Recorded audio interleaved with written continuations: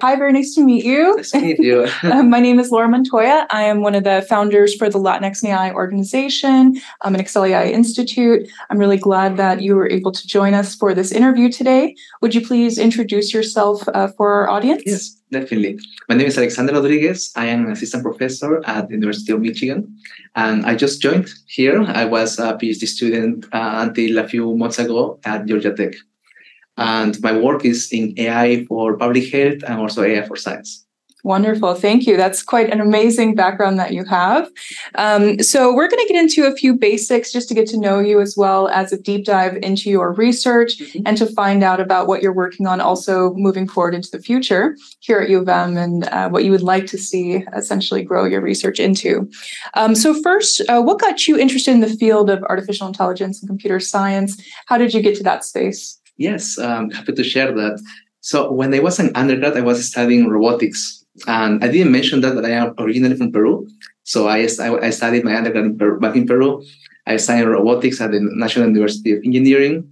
And over there, we had a group of students. Instead of having a research group led by professors, there was a research group self-organized by students. And this research group was called Jiajia. And the main topic of this research, a small research group led by students, was to do AI and robotics. And so I joined them. I had the opportunity to join them half of my studies, my undergrad studies there.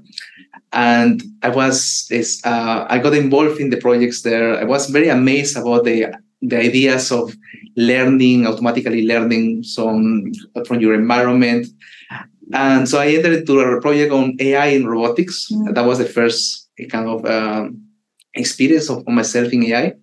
But then on that process, I realized that AI could be useful not only for robotics, but also for many other areas. Yes. In many other areas in engineering, where we can learn meaningful patterns from data in order to make predictions of things that sometimes is very hard to model, very challenging to model. Robotics is one example. Another example can be, for example, the work I do in epidemics also. Yes. It can be a chatbot, it can be and so on, right? So I was amazed for the potential of AI on making an impact in so many other domains, and especially on domains like care about that are mostly that have some social impact. I would say that, for example, healthcare or disasters, natural disasters. Those are things that I care about, and I was trying to make a connection between what I was doing and what I was passionate about, right? Yes. And that was a really good opportunity for me to make that connection. So that's how I entered to AI. Basically, we were self-studying this in this group. We were taking courses in Coursera. Coursera was kind of in its very early stages. Yes. Back then. So it was a great experience with having this learning experience with my friends. Wonderful. For a lot of our members in the LatinX AI community, I'm sure many of them are wondering how to make that leap, essentially, to study in their home country and then explore what other opportunities are available for them around the world. And it sounds like you had quite this unique experience, right? Going from Lima at a local university and then transitioning to Georgia Tech and now the University of Michigan, which is one of the best universities in the U.S. Yeah. So I'm wondering, how did you go through that process? How did you figure out what other opportunities were available to you first, and then prepare yourself essentially to make that transition? Mm-hmm. Yes, that's a great question. So in this group that I mentioned, we had several members that were going to the US, especially the US. I don't remember one going to Europe, but mostly the US for internships, research internships, like 3 months, 6 months. So we had already some past experience of other members going to these top places, sometimes Carnegie Mellon, sometimes Harvard. And the idea for how they got it were just sending emails to professors and then showing them, have done this during my courses. I have this experience, and this is how I think I will contribute to your research. That is what I would like to do with you.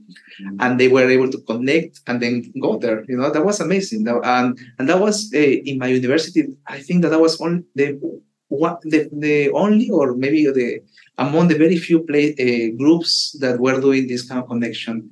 And that was inspiring to me. That was inspiring, and that got motivated me to also seek for those opportunities.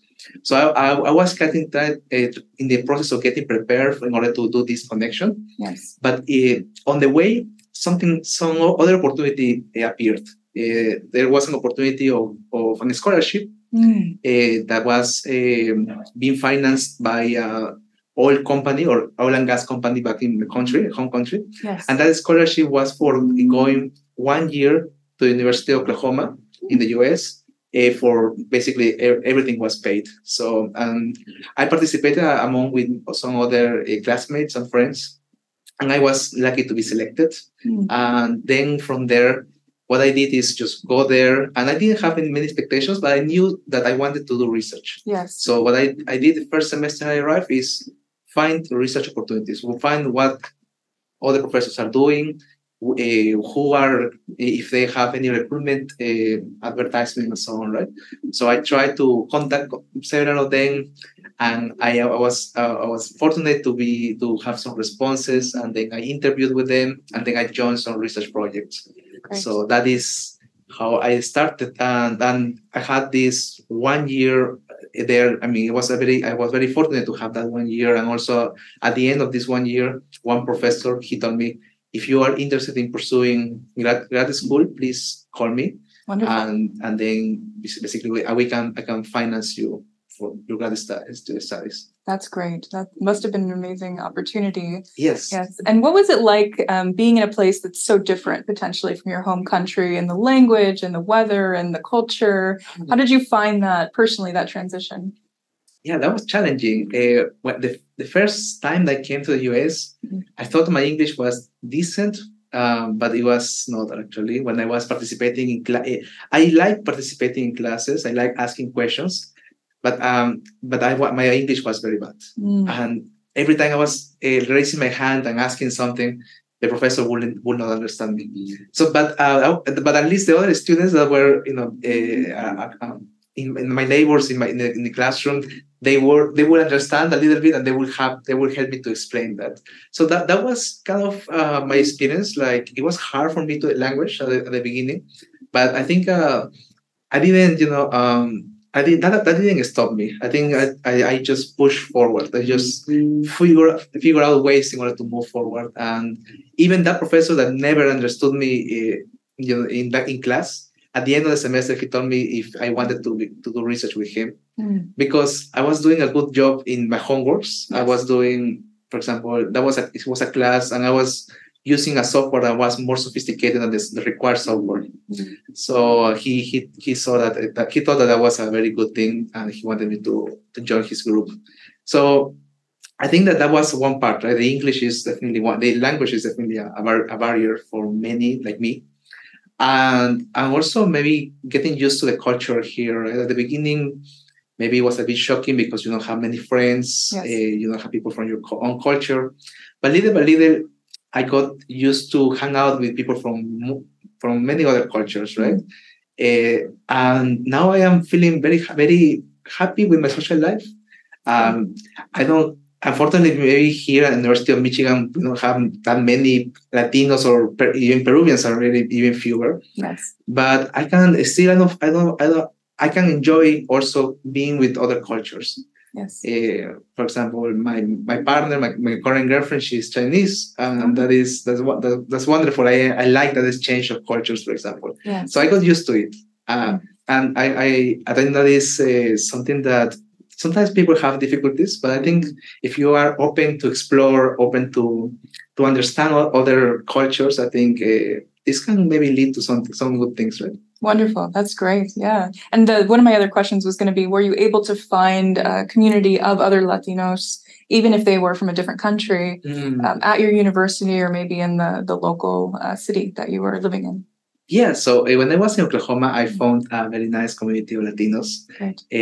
When I was in Georgia Tech, it was much smaller. Okay. And now here I am still looking for it. So I know that there are some Latino or staff and faculty groups. Yes. but I haven't been able to connect too much with that yet. Yes. Yeah. Well, you just got here. Yes. So in due time. Okay, great. And then for that transition between universities, did you find that to be challenging at all, or how did you navigate that process? So I didn't find it challenging. I find it exciting, to start again, to start new, to start fresh. I like this kind of process. I don't know why. The only challenging part is to move, to bring all your things. Yeah. Okay, wonderful. So let's talk a little bit then more about your research and particularly this problem you're now working in the healthcare space, using artificial intelligence and machine learning to model epidemics in particular, but also other aspects of healthcare as well, right? So what got you interested in the health sciences, starting from a place of robotics? There are so many applications even bringing in robotics into healthcare, but that doesn't seem like that's the direction that you went. So I'm curious, how did you make that transition? So it started before applying to PhD. I was interested in general in complex systems. So how can we use AI to model complex systems? Yes. Complex systems can be epidemics. It can be also how people, voting dynamics, for example, how people, or unrest, social unrest. Economics can be also another complex system. So there are multiple examples, and I was very interested in how can we make a model of this and understand, maybe tweak it to improve certain things in the system, right? And there are multiple things that for example, you could improve the healthcare in the epidemics. You could improve how many people are going to be affected by the epidemic, right? So in maybe in economics, how many people are going to be left out from the economic system, from the financial system, and so on, right? So I am interested in these kind of problems, and I see potential in AI to leverage AI in order to address these problems. So having that in mind, I was applying to grad school, and the professor that I got accepted with, I met him in person also in a conference, and I want to maybe talk about that, how I met him a bit later. Sure. But he was working on some of these problems, how to use machine learning AI in order to understand these complex processes. And so I joined his research team, and he was already working on some epidemics, influenza forecasting. So then in 2019, I remember late 2019, I was starting an influenza forecasting project. It was with another more senior PhD student, and he had already a model, and we were trying to work on top of his model and then address some limitations in his model. And then once almost at the end of this paper that we were working on, then COVID started, right? Right. And then we had to quickly switch gears to COVID. And also something that I really like from the work I have done with my advisor, and he has been doing, is to try to make an impact in the real world. And the real world in this case was the CDC. The CDC was collecting predictions from teams across the US and internationally on what is going to be the future of the epidemic, right? In the next few weeks. How is it going to be evolving? So we were one of the earliest in submitting predictions there. And our idea was to explore these data-driven methods, or deep learning methods, also deep learning into the pandemic forecasting. Yes. How can they do well? How can they contribute or bring a different perspective to traditional methods in epidemiology? Yes. So that is how I got interested in, broadly speaking, right? So you can see that epidemics, healthcare, public health is one of these complex systems. And I think it's a very important, and there is a lot of opportunities there in order to explore them. Yes, definitely. And who is it that is your advisor? What is his name? Oh, my advisor is Aditya Prakash. He's at Georgia Tech. Wonderful. Great. And so he specializes in this area of healthcare forecasting or epidemic forecasting? Yes. Uh-huh. Okay, wonderful.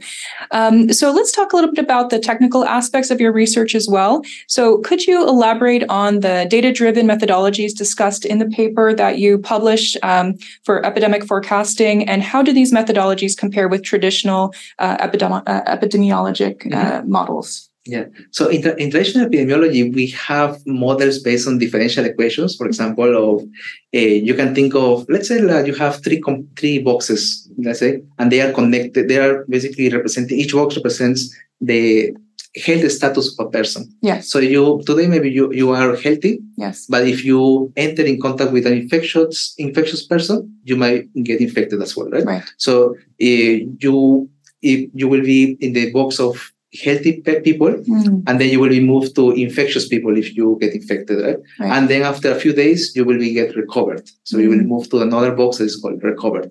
So these three boxes represent. There will be people moving from one to the other, and there will be some differential equations that are going to be describing how people are going to be moving from one box to the other. So these are the traditional way of how people will approach these problems. Usually in COVID and influenza, we have seen multiple of these models, and then but then the problem is that they are a bit too simple for representing the actual dynamics. Yes. So you have to take and they usually do in performance wise. They usually do a bit more poor than the machine learning methods. If you don't make assumptions about anything, and then you just use your machine learning methods in order to do time series forecasting, sometimes you can beat these models easily. Right. And so what we're having exploring is how we can make these machine learning methods or deep learning methods to work on this space. But this space is also challenging because they have very limited data. There are multiple data distributions, shifts in the data distribution, and there is also the data. There are some operational challenges. For example, the data some source that you rely on maybe it's not releasing data this week. It has some problems. There are also the CDC by itself. They collect data from multiple hospitals across the country, and the data takes some time to reach to the CDC. So the CDC may tell you today that last week we had 50 cases, but in 2 weeks it will tell us, oh, actually, you remember that I told you 50 cases, but actually it should be 150. Because now the hospitals have sent you the data and they took more time, right? And so these are things that are operational, but also they can be modeled as a machine learning problem also. You can even understand, this is called revision dynamics. What I just explained is called revision, the data revision problem. And you can understand the revision dynamics across time, how this data has been revised. And then you can also model it. So these are things that in machine learning have to handle in order to do a good job in this space. And also part of my work, as I mentioned before, in the space of AI for science is how we can incorporate the knowledge that these mechanistic, simple ODE or differential equation models that I described at the very beginning, how can we take advantage of them and extract the knowledge that is useful and put it in our machine learning systems in order to have also some more explainability or more reliability in certain tasks. So that is also part of my work, broadly speaking. Great. And do you use any self-reported data as well? I know, for example, that this became something that was more commonplace because of the pandemic, where people would develop and use phone apps to report if they've been in contact with others that were sick or that potentially showed symptoms of being sick. And then those contact tracing apps were very helpful in trying to forecast the change in the spread of the disease. So is that something that you utilized as well? We have collaborated with some people in that space. And usually what we use it for is to identify where are some hotspots in the city in order to address these hotspots, and then maybe inform public health officials that these are the areas in the city where you should be paying more attention to, right? So I think that is a very, very good problem. Very useful information that we can give to public health officials. In addition to that, also there are some data sets that are self-reported also. But they have been going through platforms like Meta or like Google, where, for example, in Meta, they will have a small link there that they will say, can you take a 5-minute survey on COVID-related issues? And then if you click there, you will be self-reporting if you had recently COVID-19, if somebody in your family, in your close circle you had, if you had vaccinated. There are multiple questions there, right? And this data was made publicly available by Meta through a partnership with other universities in order, and it was made public to all the researchers, and we were using that.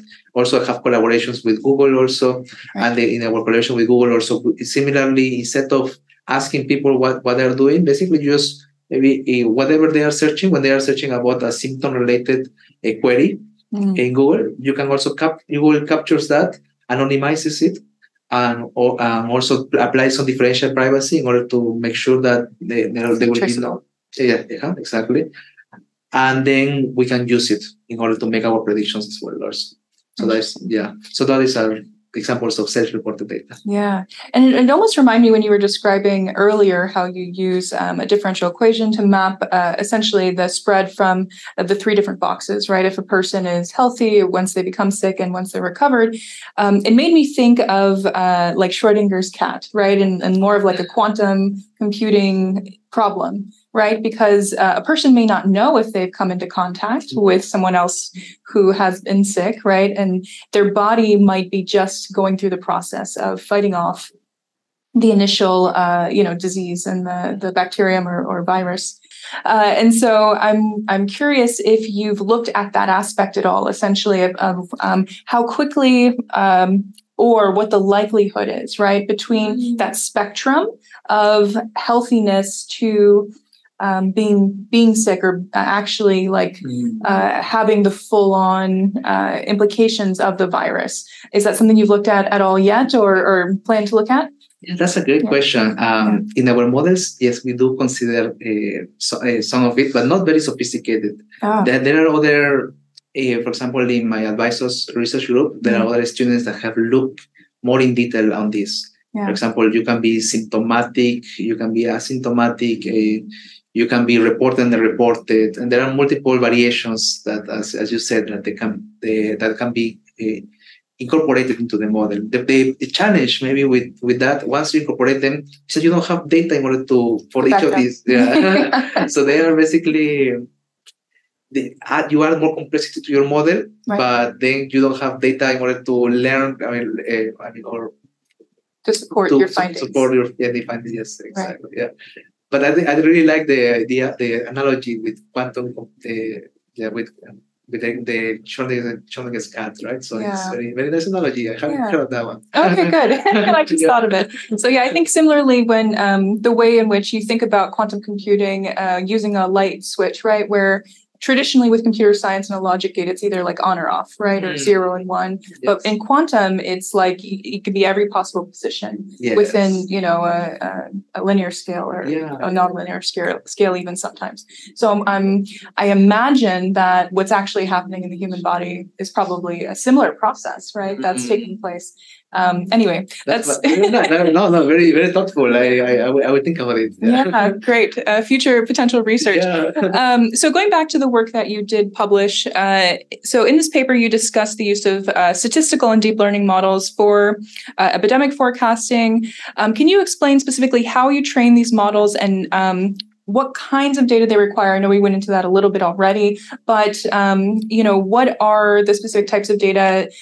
Because they do try to aggregate and provide privacy for the individuals. What are you looking at specifically? Is it from a doctor or a hospital, when you receive this information, what do they actually report to you that you can use? Is it images? Is it just text? Like what type of data are you working with? So the data pipeline is it's a bit extensive. So, for example, doctors will be, after the doctors, there will be some electronic health records. These electronic health records, based on that, the healthcare provider is going to be reporting to the CDC, and the CDC is going to make the data publicly available. So you can think of this as a time series data. As a population level aggregates of a given region. It can be a county, usually it's a county or a state. So that is what we have, time series data. We also have graph-based data based on mobility. For example, how many people move from one place to the other, or how many went to certain point of interest. So based on that, we can also build time series, well, but also we can use the graph. You can kind of use it as a dynamic graph. Every day is going to be changing. So that is another source of data that we can use.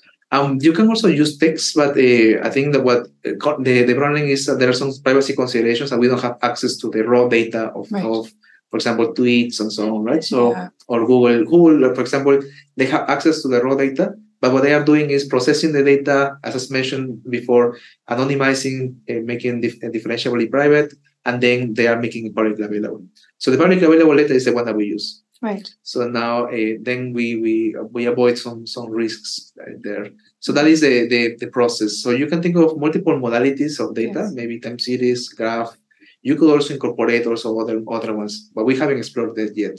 Okay. And I think what we are exploring currently maybe is electronic health records. Electronic health records, they have also images also. Yes. They have also other time series, but are more of the physiological ones. So we are exploring that, but we haven't incorporated yet. But there are some opportunities there that how can they inform epidemiology, right? How can this epidemiology, we are referring to like population-based predictions, right? How can like the features of one single person affect the population-based predictions? Yes. And also how the population-based predictions of the spread of the disease can also affect the risk of a person to get a disease or its health or their health, right? Right. So that is also another problem that we can address. Wonderful. And so for those who maybe are just starting out and have never seen time series data, what would be included, what information specifically would be included in this? Is it like the number of patients at one time that have tested positive versus in the future the number of patients? Or does it get more granular than that? Yeah, you can have multiple. You can have the number of, as you said, the number of patients that reported in one single day, reported positive. And then you will have, for every day, you will have a value, and then you can see a time series. You can have also hospitalizations or people in ICU beds. Regarding to Google, the people that are reporting symptoms. So they will not give you the exact number of how many people are, not reporting, they are searching for symptom-related queries. They will not give you the exact number. They will give you some normalized values in order to avoid any issues, any privacy issues. So, but what it matters there is the trend. So basically, you can see the trend if it is going exponentially up or it is just going slowly up. Yes. So that is what mostly matters for our models. Wonderful. Okay, great.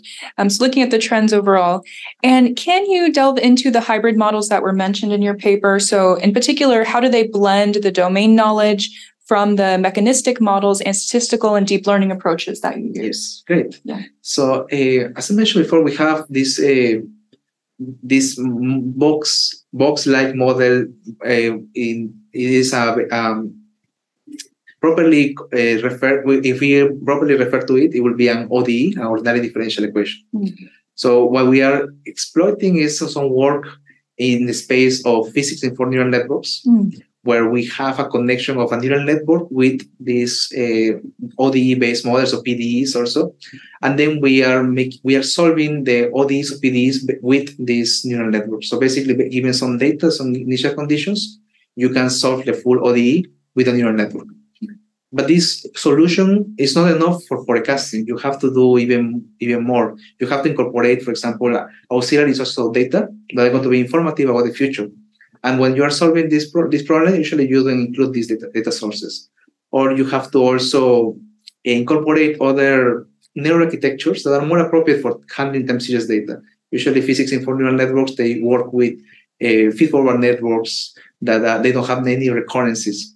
So in order to overcome this, we have to do some tricks, innovations in order to make it so that we can be able to incorporate auxiliary data sources and also incorporate recurrent neural networks or deep sequential models like a transformer also could incorporate there.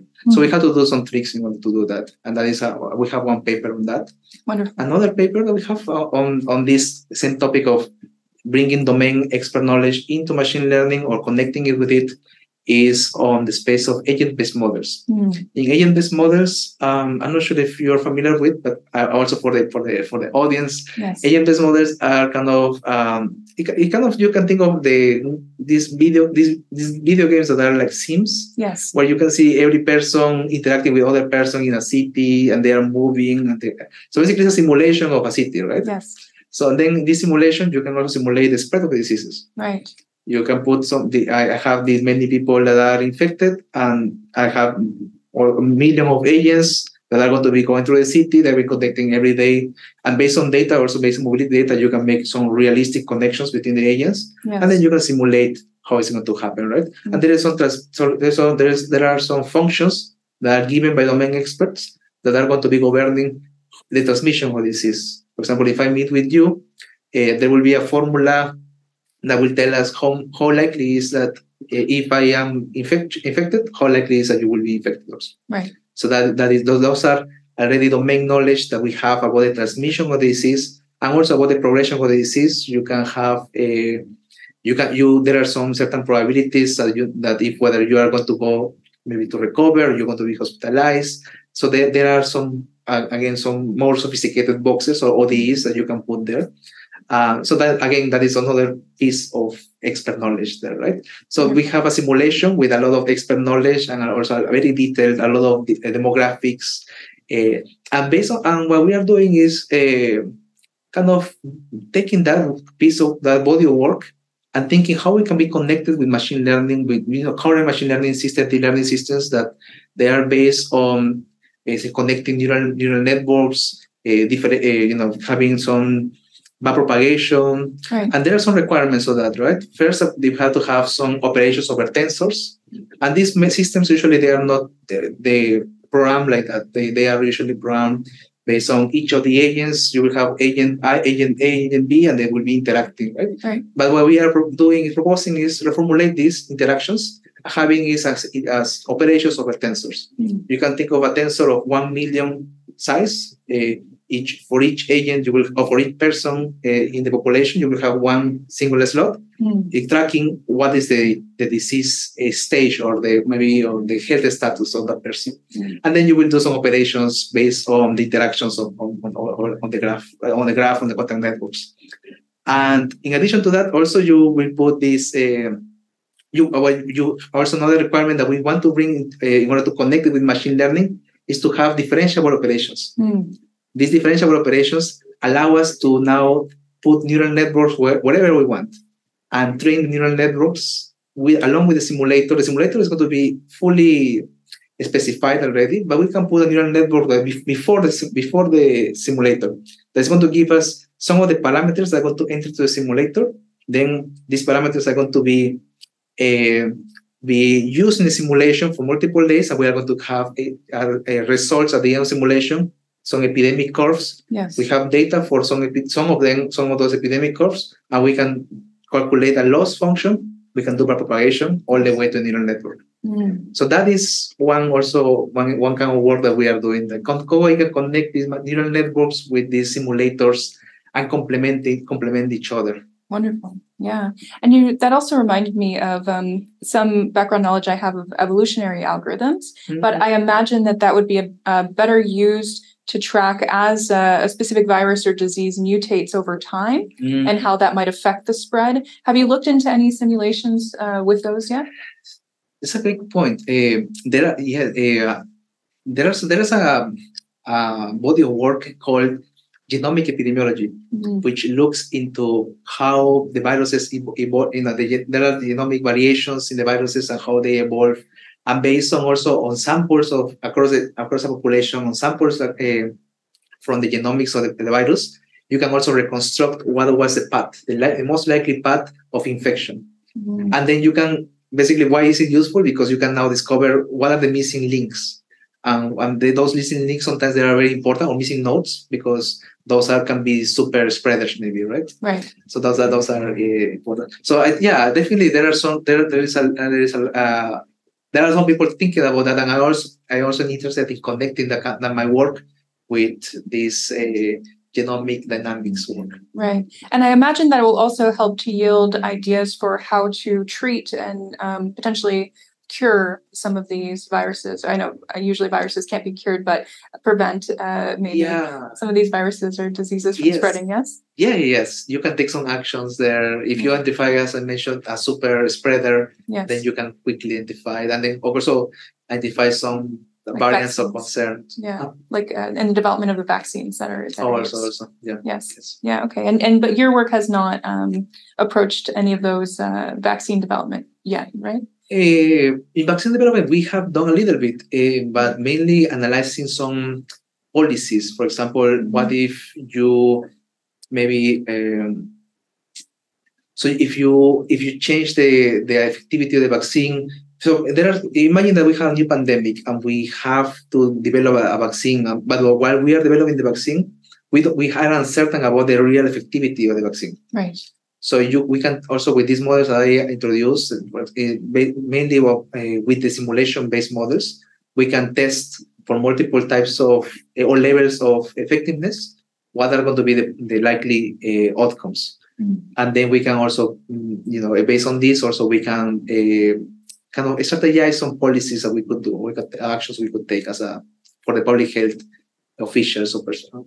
Right. And so those policies, the approach or strategy you would use to implement them in the real world, would it have to do with testing out variations of vaccines to see how they are effective in the population, or how would you actually implement that in the real world?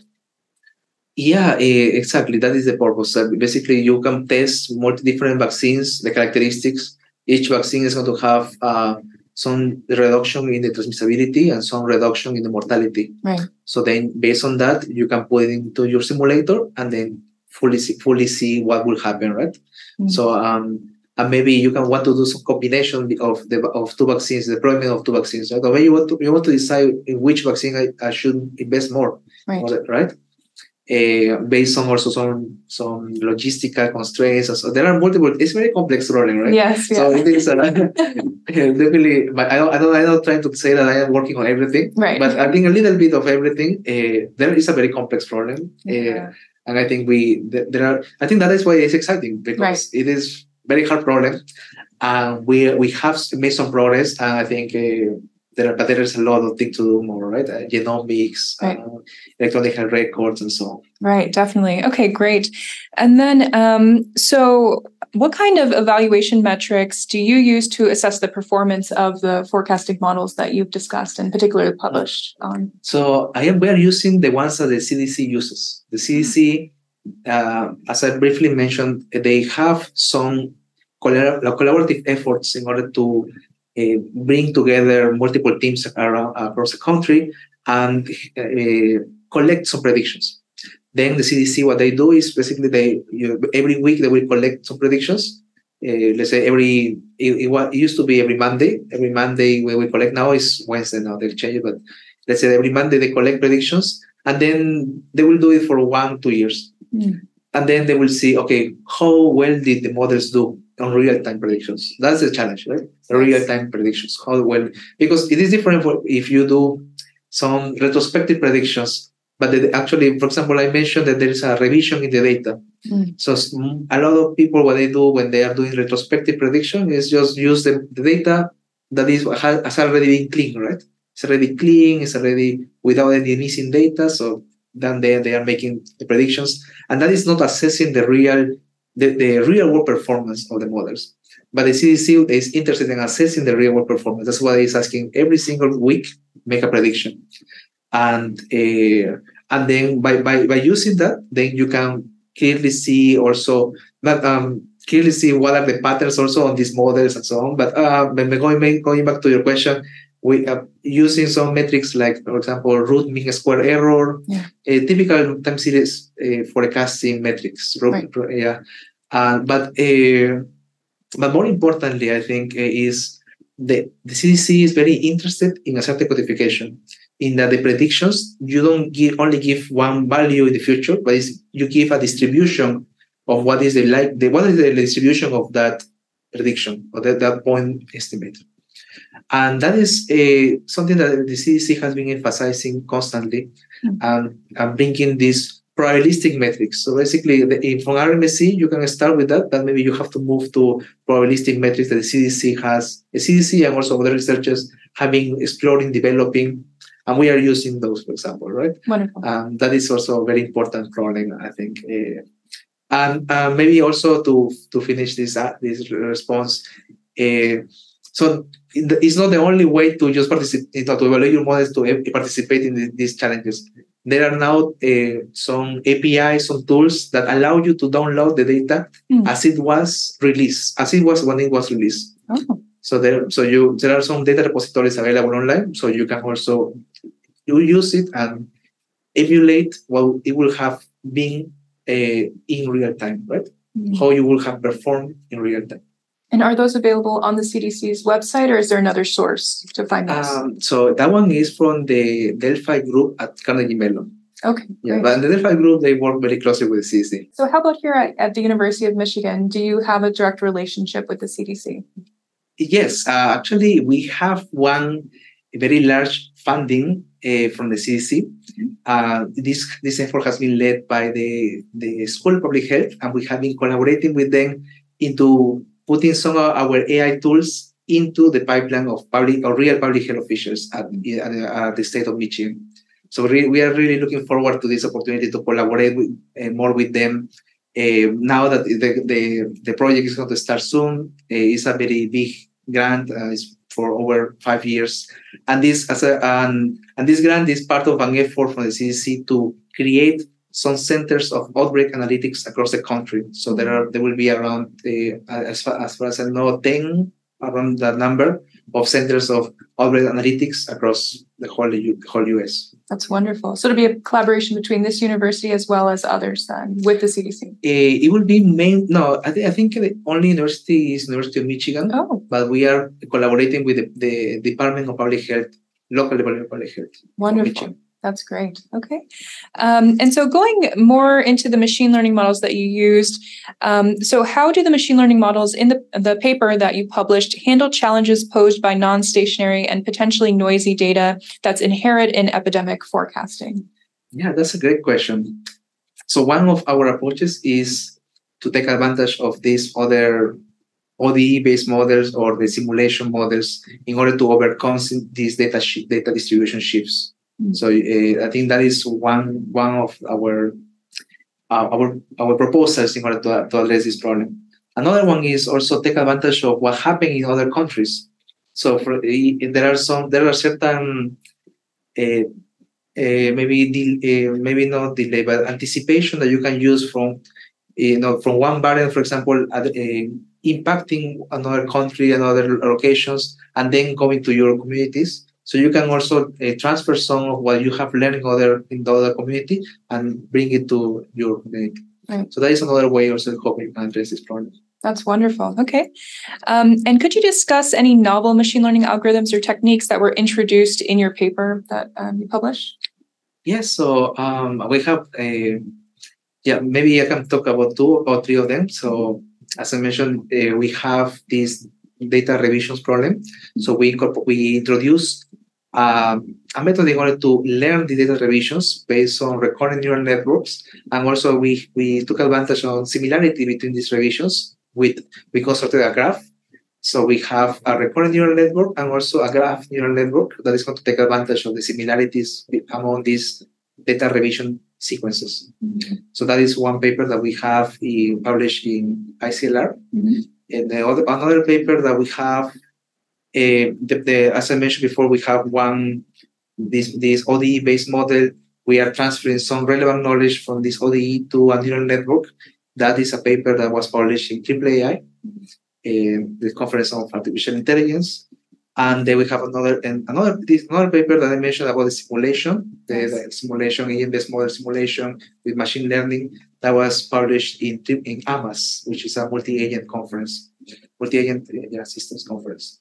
And we also have another paper which is in uncertainty modification for time series in epidemics, and that was published in Neurips. So those are the examples of a few papers that we have there. Wonderful. Okay, and then specifically in this paper that you developed at Georgia Tech, you discuss leveraging recent advances in deep learning. Can you specifically elaborate on how deep learning technologies were utilized in this research as opposed to more traditional time series machine learning methods? So, the idea of using deep learning is kind of simple, but very powerful. Bring multiple data sources, data modalities. That's one advantage of deep learning with respect to traditional methods. Another one is learn more complex dynamics. And another one is take advantage of all the techniques that we have in machine learning in order to do some effective transfer learning. Basically, address some data limitations based on with transfer learning. So I think those are kind of the foundational things that I will say that we are applying systematically in every work. Wonderful, great. Okay, and then we would like to know the broader implications specifically of this research. So how do you see the advancements that you discussed in your paper influencing real-world decision-making, both in public health and in other domains? Yes, great question. I think they have been already making some impact thanks to these submissions to the CDC. Thanks to the opportunity to submit to the CDC. As I mentioned before, there was an evaluation across 1.5 years of these predictions, real-time predictions, and our deep learning methods were ranked among the top 5 among all the methods being submitted to the CDC. So they were already making an impact in informing public policy. Also, they were publicly available online. There were some hospitals also that reached out to us, and they were asking us some things about our predictions. So they were already using it, right? That is a way to use it. Basically, make it publicly available, submit, collaborate with these institutions like the CDC, that they will also have a very important role in communicating this properly, right? And I think that is one aspect of the impact, right? Another aspect is how can we make more of these predictions more trustworthy, more explainable, more the uncertainty has to be properly quantified. This is called basically the coverage of uncertainty has to be well done. So that is also another piece of my work. That is my current work. We are addressing these problems and how to cover this gap, because there is a gap still, right? There is a gap. Sometimes we don't have good answers of why we are making predictions like this and like that. So we have to work on that there, and that is an interdisciplinary problem, I think. Yeah, transparency and explainability are a really big topic in ethical AI development right now. Thank you. And so the paper that particularly we're talking about, this one mentions collaborative initiatives with national agencies like the CDC, which you have already described, but also the AIRPA. Could you share some other experiences or outcomes from these collaborations? So the IARPA, that was done with my that was led by my advisor. That was a bit before I joined. I see. So that was I might not know very familiar, but I think they also have something similar currently. Basically, they want to understand the spread of diseases in military population, and they are collecting data. That is, if you work with them, they will give you, in addition to just time series, they will give you even richer information. And you have to do a partnership with them, and then you will be you will have access to the data. So I don't have much experience with them. With the CDC, yes, I have.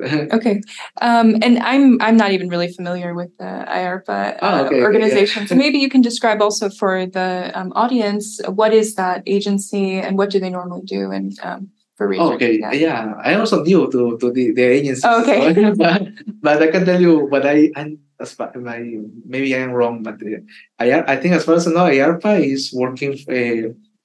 Is part of DARPA. DARPA is an agency that is boosting research for military purposes. But an IARPA, I think, is just one sub part of one division, division of DARPA. But IARPA, basically in this case, they were trying to see how can we prevent infectious diseases spread in the military camps, right? Right. So that was their interest. They were looking to partner with people that could work on these problems. Very nice. Okay, great. And how do you envision the convergence of contributions from academia and industry shaping the future of epidemic forecasting? Did you work at all with any corporations or other industry professionals? I know you mentioned Meta earlier as far as and Google sharing data, yes. But were there other ways that you had collaborations or that you envisioned collaborations in the future? Yeah, so we are working with Google actually.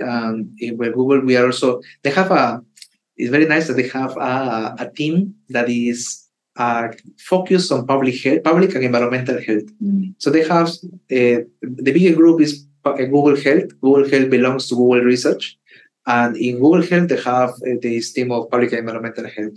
So they are interested in putting data sets available to researchers and public health officials so they can make better decisions. And based on search data versus mobility and so on, right? So that is, and I think that what they like about our work is that we can figure out ways of how to learn some useful representations from data to inform this decision making of policy making, right? So that is I think that is a very fruitful partnership that we have. We are working on one paper with them. Great. So that is how we are engaging with companies. Wonderful. That sounds wonderful.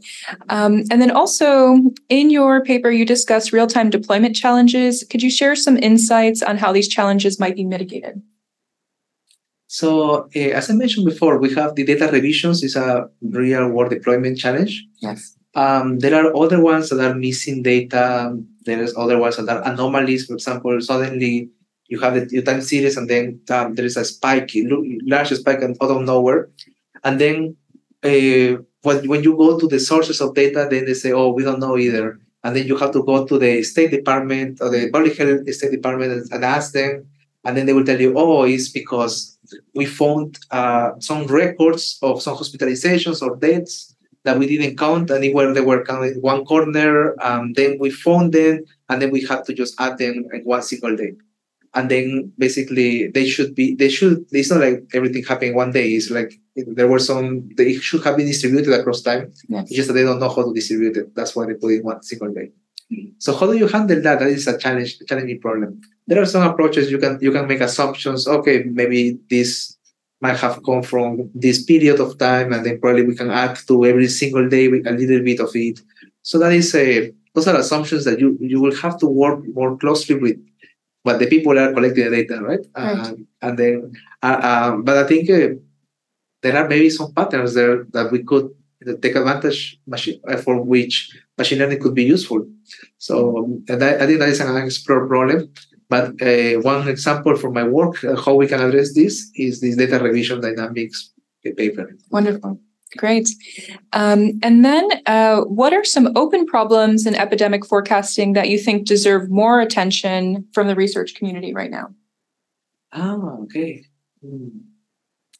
More attention. That's the problems I'm working on. Of course. I don't want to tell them what to do, but I think in general, I think in general, the AI community sometimes is focused on how we can, they're looking in awe to these new techniques for chatbots and so on, yes. Right?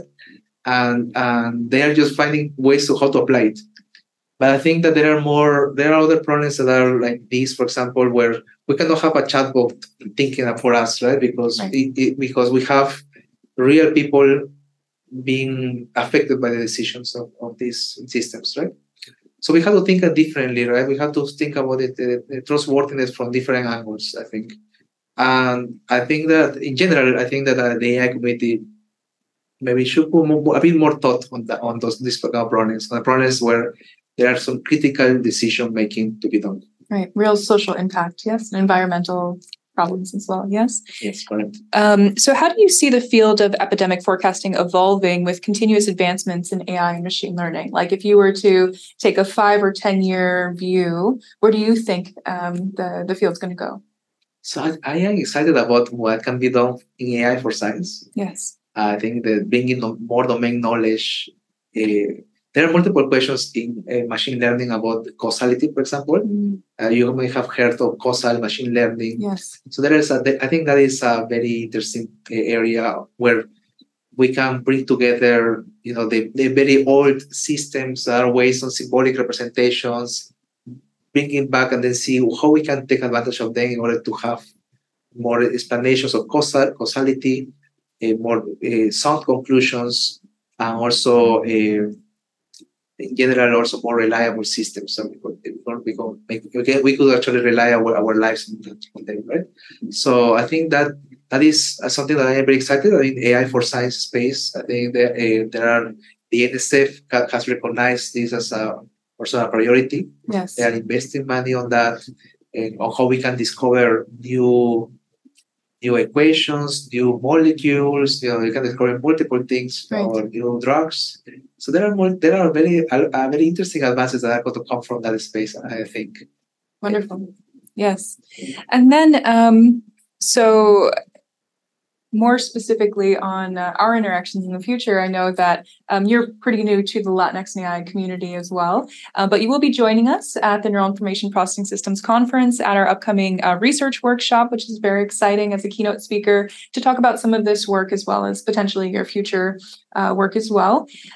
So can you tell me a little bit about your exposure maybe to organizations, maybe not just ours, but like ours, that you've found valuable, and what have you gained out of your participation with these types of communities, and what do you suggest for other members that are maybe just getting started or getting to know our organization on how they can interact with programming like ours? Yes, thank you for this question. This is actually something that I wanted to talk about. Great. So I am sitting here thanks to organizations like yours. Thank you. Because I had the opportunity during my master to go to a conference for a workshop that was also focused on underrepresented minorities in data mining. It was there. It's called the BPDM, bridging participation in data mining. Wonderful.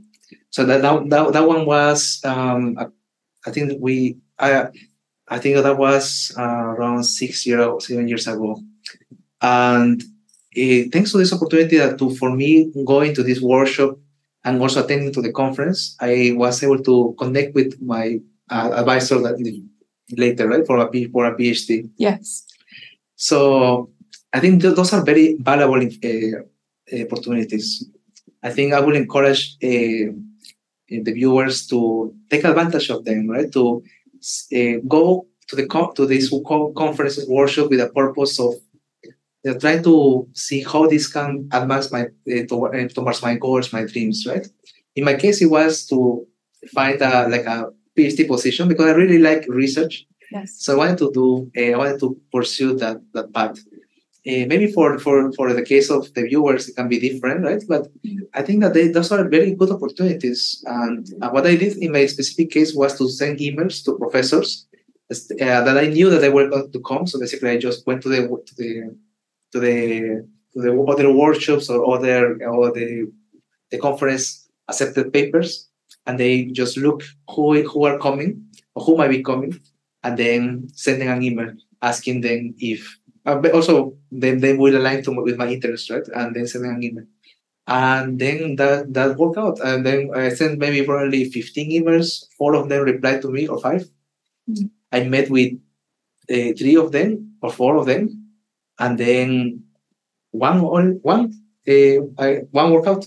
Yes. The other one didn't. Actually, those 2 worked out. Actually, two connections that work out. So yeah, maybe this is an example, right? But I'm trying to make the point is that these are very good opportunities. Sometimes, I think try to do your best to take advantage of them. After having that opportunity for myself, I got involved in the organization also of this workshop. Great. We did it for a couple more years, and then fortunately, leaders they already stepped out, and then we haven't been able to do it again. But in general, that is a great opportunity. I think that's why I wanted to contribute to that, also that purpose as well. Wonderful. And in particular for our organization, we also have a mentorship program, which pairs more senior members of our community with those who are just getting started. Would you ever consider being a mentor and to kind of help people that are maybe interested in public health research with AI, or in particular epidemic forecasting? Do you think that are you looking for mentors or students to come work at your lab currently? Yes, also for both of them I am open to. So definitely I will be really happy to mentor motivated students or prospective students as well. Wonderful. And what type of work would they be doing if they were to come and work at your lab? What specific positions are you looking for, and what would be the criteria for sourcing these students? That's very okay. Well, let me start for maybe the kind of work they will do. So the kind of work they will do is try to push up this agenda forward, right? Of how we can make an impact in these domains where there are some critical decision making to be made. Critical application. Maybe I think that and epidemiology is a space where we have data, we have collaborators, so we can use this space as a means to also to do an impact there, and there are multiple open projects there that are related to time series, so as I mentioned, AI for science, alternative quantification in neural networks, also multi-agent systems also. So there are multiple open projects in those kind of topics that I think it will be great to explore with any potential student. Regarding to how I will select them, so I think one of the main criteria is to be, a kind of ambitious in the good sense, right? Ambitious about your own goals, that you have a vision about what you want to be, and you aim high, and you are working towards that. I think that is a great quality. I think the technical part also is important also. So yeah, you have the foundations to understand whatever is going to come later, right? Because you currently the students might not have all the knowledge. Maybe they haven't worked with time series in their life, but as long as you have the foundations, so you can show that yes, I can learn quickly. Then that's great. But I think the ambition, the drive in order to do this is important. To have a motivation of why you're doing a PhD. Yes. And the motivation, because it's a very long and also sometimes very ungrateful process. Yes. So you have to have a good reason in order to do this. Otherwise, you might just drop it on the way. Right. And then the university itself, does it offer particular resources or anything for students that are coming in, especially, let's say they start out as, a student of yours, and then they want to advance maybe to a TA or something else. What does that process look like for their advancement over time? But then also in particular, does the university offer grants, or does it partner with other agencies or institutions to offer these types of funding? Yeah. Yes. So PhD students, when they are accepted to the school, they will be always accepted with funding. So they will be accepted with funding, and as far as I remember, there are some periods where you will be guaranteed to have funding. Great.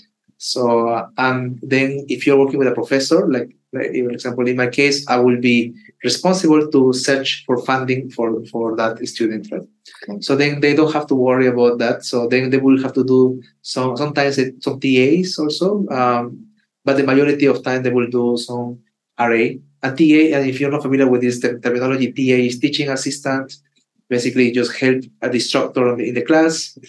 Maybe also grading and so on. And RA is research assistant, essentially just doing some research focused tasks. So those are definitely at least in our university. Usually, most students are in RA, and I also expecting that for my students. Yeah. Wonderful. Okay, great. And then as kind of a closing, are there any final last words of encouragement and or takeaways that you would give to others within the space, especially those that are just starting out, interested in going into these areas, whether that be originally robotics for you or public health, AI, machine learning, whether or not they come from a more traditional background like computer science, what would that process look like, and what would you encourage them to focus on if they're going to like maybe do some self-education like on Coursera like you did first before going into a more traditional university type of program.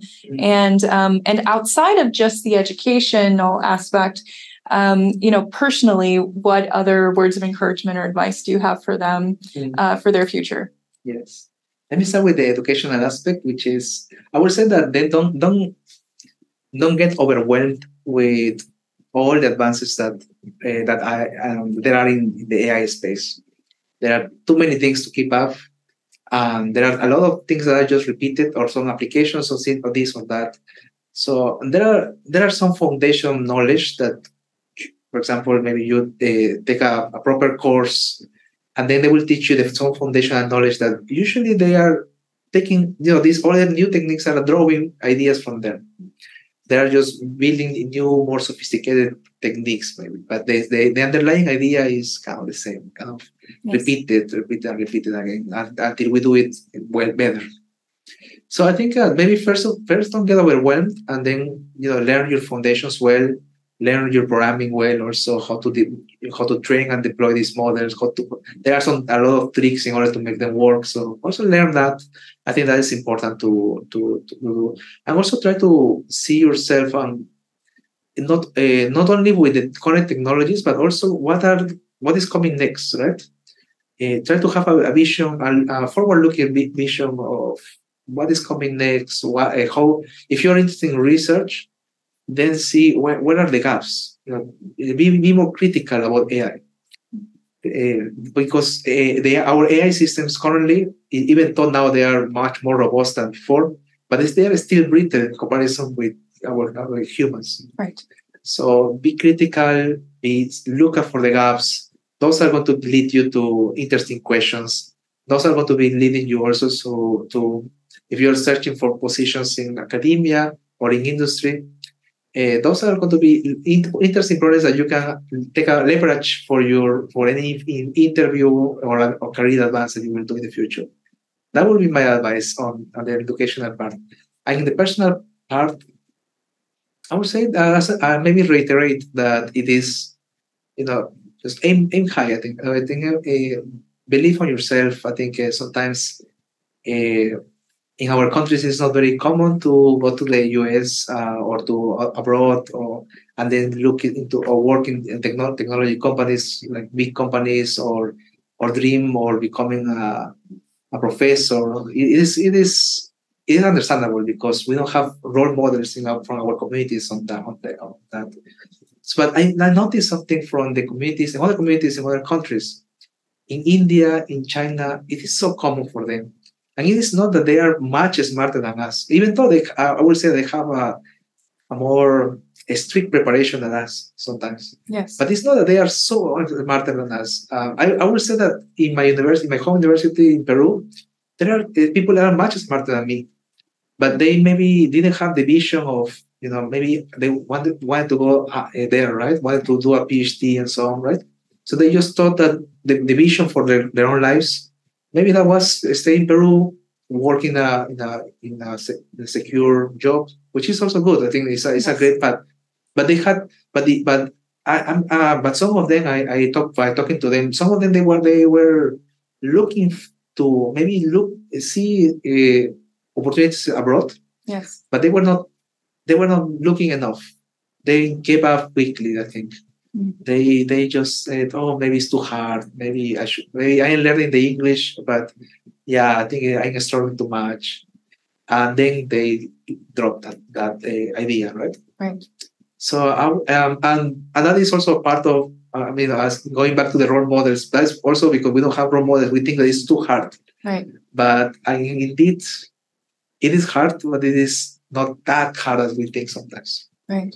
And I can take a very good examples from India and China that, some students, they are very, I would say, courageous. Mm-hmm. They are taking risks. They say, I don't care. I will just take a very big loan for my master, I will go, and then I am hoping that I will get a job on campus. If I don't get a job on campus, I will get a job afterwards, and then I will pay my loan. And then after that, I will do a career in the US in technology, or I will do a PhD and so on, right? So they are courageous enough to take this risk. Yes. And works out. Yeah, sometimes doesn't work out. And it's sad because it has a very big loan you have to pay in your country. With a work in your country is hard. Right. But sometimes, but I have seen, at least in my experience, that most of the times it works out. And it's just about the attitude, I think, right? It's attitude. It's searching for opportunities. It's normalized in those countries to go through that process, right? Yes. Yeah. But now you can be a role model for people. And in Peru and also in other countries in Latin America, right? To take these risks, to make that leap, to keep searching, even when it gets challenging. And do you envision yourself ever going back to your country and, mentoring or helping people out, working with other organizations or universities in those communities? Yes, I would love to. I would love to explore more opportunities on that space. Wonderful. Okay, great. Well, it was so nice to meet you again, Alex. I really appreciate your time, and I'm sure the audience really appreciates your time as well. So we've loved learning about your research. And just again, for iteration for the audience, thank you for joining us. This is, of course, another episode of the LatinX and AI podcast. We're really excited to bring to you both researchers, engineers, as well as startups within the AI space that are either located in Latin America or who identify as Latinx, working within artificial intelligence in all parts of the world. So very nice to talk with you again about this wonderful space, and look for another episode to be released shortly. Thank you.